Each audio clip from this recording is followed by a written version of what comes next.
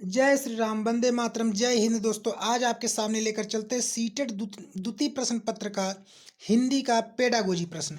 हिंदी का हम top 15 pedagogy प्रश्न आज आपके सामने हम दोस्तों क्या करते हैं, लेकर चलते हैं, जो कि आपका क्या है कि यूपी सीटेट में आपका आने की क्या है संभावना है। तो चलते हैं हम आज के प्रश्न नंबर 136 की तरफ।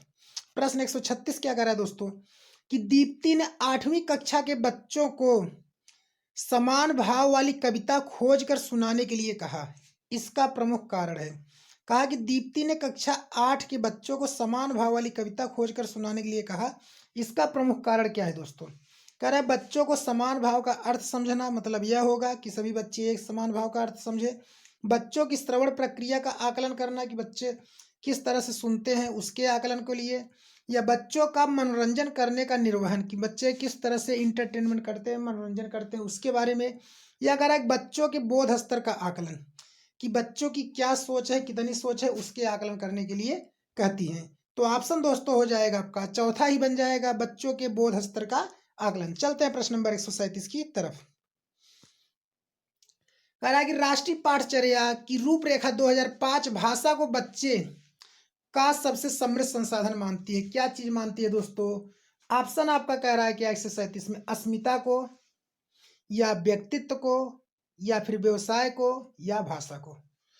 तो बच्चे के सबसे समृद्ध संसाधन क्या चीज है दोस्तों? व्यक्तित्व है। क्या है दोस्तों? व्यक्तित्व है। तो ऑप्शन आपका क्या बन जाएगा? दूसरा बन जाएगा। चलते हैं प्रश्न नंबर 138 की तरफ। करा इनमें से कौन सा शब्द कोश में सबसे पहले आता है? तो इसमें कौन सा शब्द है दोस्तों जो शब्द कोश में सबसे पहले आता है? तो ऑप्शन क्या हो जाएगा दोस्तों? सिमत, या फिर आप दोस्तों ऑप्शन हो जाएगा सिरजत, या दोस्तों ऑप्शन हो जाएगा सिलसिला, या दोस्तों हो जाएगा सीरत। तो देखिएगा दोस्तों यहाँ पर 3 ऑप्शन आपके ऐसे हैं जो छोटी मात्रा लगे हुए हैं। तो छोटी मात्रा में भी हम सबसे पहले देखेंगे तो क्या आएगा दोस्तों? मैं आएगा, इसलिए ऑप्शन क्या बन जाएगा? सिमत हो जाएगा। चलते हैं प्रश्न नंबर 139 की तरफ।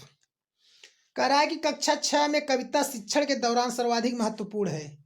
कक्षा 6 में कविता शिक्षण के दौरान सर्वाधिक महत्वपूर्ण है दोस्तों। क्या है आपका? ऑप्शन कह रहा है कि भिन्न भिन्न शब्द प्रयोग, भिन्न भिन्न भाव भूमि, या दोस्तों आपका भिन्न भिन्न समास, या फिर भिन्न भिन्न छंद।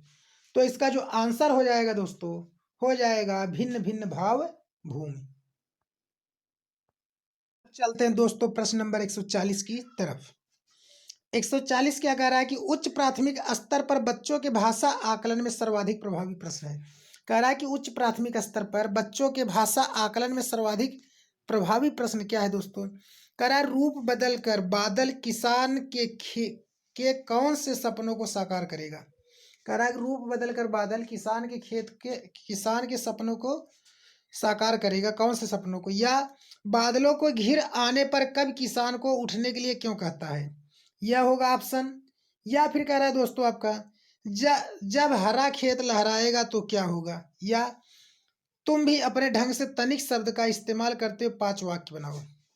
तो भाषा आकलन का सबसे प्रभावी प्रश्न क्या होगा? कहानी तो हम बच्चों को सुना देंगे, हम यह कहेंगे कि आप भी क्या करिए, कुछ शब्द बनाइए। तो ऑप्शन क्या बन जाएगा दोस्तों? चौथा हो जाएगा। चलते हैं प्रश्न नंबर 141 की तरफ। तो प्रश्न 141 क्या है भाइयों? कह रहा है कि अपनी मातृभाषा में किसान पर लिखी गई कविता को अपने मित्रों व शिक्षकों को सुनाओ। हिंदी भाषा की पाठ्य पुस्तक में यह प्रश्न किस तरह का यह प्रश्न होगा दोस्तों? 141 में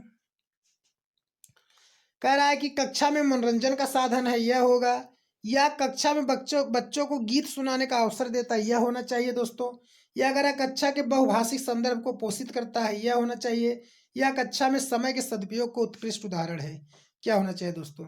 तो यह प्रश्न क्या होगा दोस्तों? आपका तीसरा हो जाए, कक्षा के बहुभाषिक संदर्भ को पोषित करता है। चलते हैं प्रश्न नंबर 142 की तरफ। कह रहा है कि उच्च प्राथमिक स्तर पर बच्चों के भाषा प्रयोग का आकलन करने में सबसे कम प्रभावी है। क्या है? उच्च प्राथमिक स्तर पर बच्चों के भाषा प्रयोग में सबसे कम प्रभावी क्या है दोस्तों? 142 में आपका कि पोर्टफोलियो है, अवलोकन है, बातचीत करना है, जांच सूची है दोस्तों। तो सबसे जो कम प्रभावी आकलन हो जाएगा दोस्तों आपका क्या हो जाएगा, जांच सूची हो जाएगा। चलते हैं प्रश्न नंबर 143 की तरफ।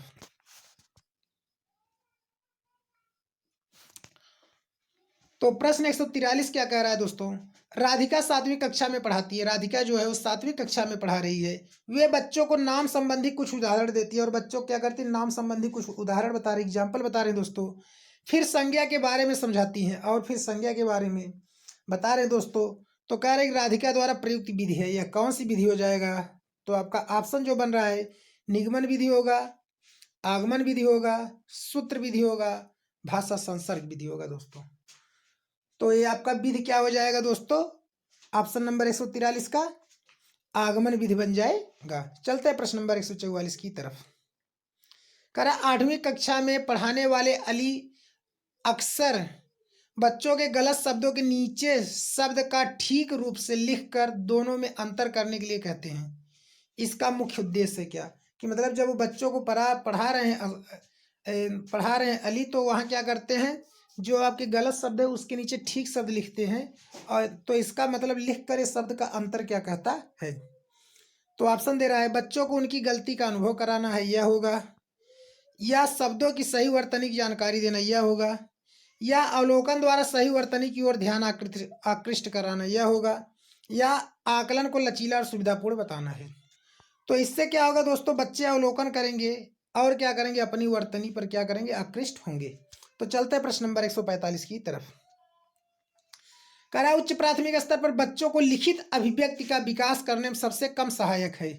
तो क्या है दोस्तों 145 में, कह रहा है कविता की अधूरी पंक्तियों को देखकर पूरा करो, अपने बचपन की कोई ऐसी घटना लिखो जब शरारत करने पर डांट पड़ी हो, या अगर तुम्हारे घर पर किसी कोने में चिड़िया अपना घोंसला बना ले तो तुम क्या करोगे।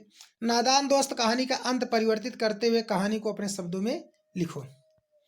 तो दोस्तों इसका जो आंसर बन जाएगा, पहला हो जाएगा, कविता की अधूरी पंक्तियों को देखकर पूरा करो। चलते हैं प्रश्न नंबर आज के 146 की तरफ।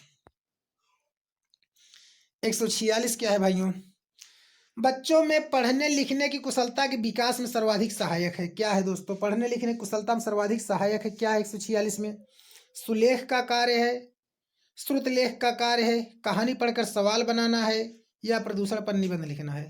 तो बच्चों में कुशलता के विकास के लिए सर्वाधिक सहायक होगा दोस्तों, कोई वो कहानी पढ़े और उस पर क्या करे, सवाल बनाए। तो ऑप्शन तीसरा हो जाएगा। चलते हैं प्रश्न नंबर 147 की तरफ। कह रहा है बच्चों की मातृभाषा को कक्षा में स्थान दिया जाए, कह रहा है कि कक्षा का बहुभाषिक संदर्भ यह मांग करता है कि, क्या मांग करता है दोस्तों 147 में, कि बच्चों की मातृभाषा को कक्षा में स्थान दिया जाए, यह होगा, बच्चों की मातृभाषा को ही पढ़ाया जाए, केवल अकेला ही जब कोई चीज़ कहे तो ऑप्शन होगा ही नहीं दोस्तों, तो नहीं होगा, बच्चों को चार चार भाषाएं पढ़ाई जाएं, यह होगा, या बच्चों को भाषा आकलन बिल्कुल न पढ़ाया जाए।